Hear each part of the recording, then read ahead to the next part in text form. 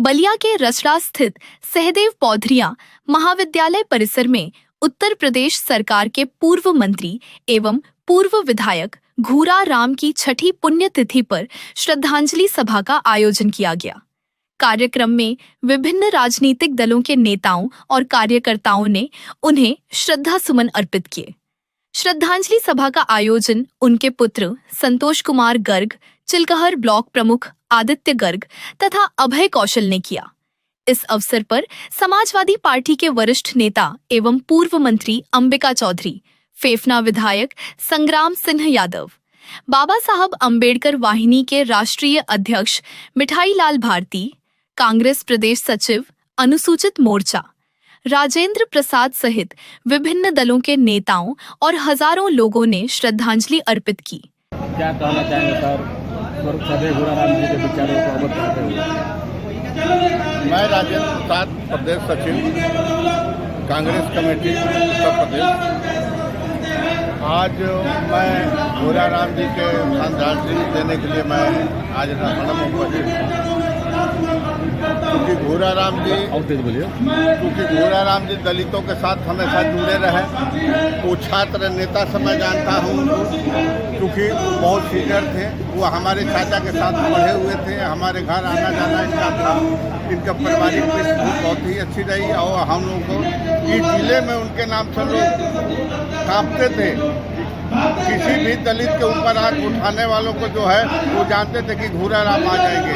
आज उन घूरा राम जी को मैं श्रद्धांजलि देने के लिए रसड़ा पहुँचा हूँ, क्योंकि हमारे उनको जितने उनके विषय में कहा जाए वो देखा जाए तो उनका समाज में बहुत बड़ा योगदान रहा। वो समाज में सबसे कदम से कदम मिलाकर चल रहे थे। आज उनकी श्रद्धांजलि सभा में आप लोगों द्वारा क्या संकल्प लिया गया?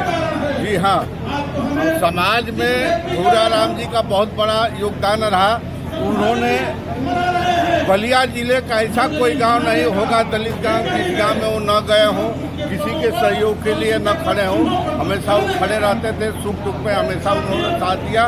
आज घूरा राम जी के न होने से बलिया में आज के डेट में कोई उस तरीके का कोई दलित नेता आज के डेट में तैयार नहीं हो पाए। शिक्षा के क्षेत्र में उनका भी बहुत बड़ा योगदान था।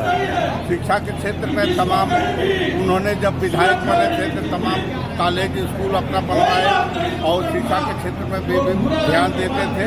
पीडी कॉलेज के छात्र नेता भी रहे, इसलिए छात्र से उनका बहुत पढ़ाई से बहुत लगाव था। देखिए घूरा राम जी आज हम लोगों के बीच नहीं है और कहीं ना कहीं मैं मानता हूँ कि घूरा राम जी की विचारधारा आज के समय में हम लोगों के लिए ऊर्जा का संचार करती है। और घूरा राम जी जब तक रहे, दलितों शोषितों की बुलंद आवाज़ रहे, उनको लोगों ने माना और आज हजारों लोग उनके इस पुण्यतिथि के कार्यक्रम में सम्मिलित होकर अपनी श्रद्धांजलि अर्पित कर रहे हैं। उनके विचारों को किस तरह धारणा करने का संकल्प लेते हैं? उनके विचार को हम समाज में लेके जा रहे हैं।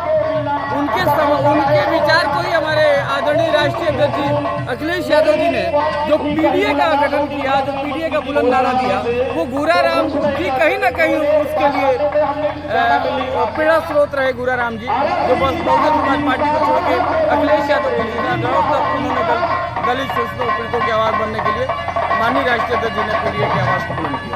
पीडीए को साथ में लेकर चलने का उनका विचार रहा। बिल्कुल पूरी समाजवादी पार्टी इवन 2027 में हम भारतीय जनता पार्टी के फासिस्टवाद और संप्रदायवाद धर्मवाद के विरुद्ध पीडीए के नारे से हम मुकाबला करेंगे और उत्तर प्रदेश में भारी बहुमत सरकार बनाएंगे। पीडीए का असर देखने को मिलेगा? बिल्कुल 100%। आप पीडीए की एकजुटता ही है जो श्री राम मंदिर अयोध्या चंदा चोरी का प्रकरण हुआ, ये पीडीए की एकजुटता है। उसमें चंदा कौन दिया? पीडीए के लोग चंदा दिए, तो ठगा तो पीडीए के लोग गया है। तो निश्चित रूप से जब अवसर मिलेगा हम ईवीएम में पीडीए के लोग भारी मतों से साइकिल के चुनाव चिन्ह पर लगा करके और श्रद्धे घूरा राम जी को भी श्रद्धांजलि देंगे और गलता रोड से तमाम जनपद की सीटों को जिता करके सदन में भेजने का काम करेंगे सरकार। देखिए ऐसा है कि जब संवेदना होती है ना, संवेदनशील लोगों के लिए अनशन जैसा कोई औजार इस्तेमाल हो सकता है उनकी संवेदना जगाने के लिए। जिसकी संवेदना मरी हुई हो उसको आप क्या जगाएं?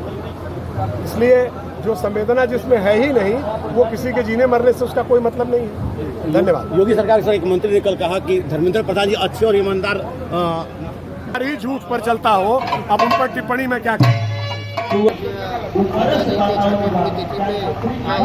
जनार्दन का अभिनंदन मैं करता हूँ। जिस तरह से सुबह से देखा जाए लोगों का आना जाना जो तांता लगा हुआ है, इसके लिए मैं सबको मैं बहुत बहुत धन्यवाद देता हूँ। और मौसम भी देखा जाए तो सुबह से ही बारिश का ये समय है और लोगों का आना जाना तांता लगा हुआ है, इसके लिए आपको बहुत बहुत हर बार देखा जाता है कि बारिश ज़्यादा हो या कम हो, लेकिन पुण्यतिथि पे होता है। आज कहीं न कहीं किसानों के चेहरे खुश हैं, बारिश हुई है मुसलधार।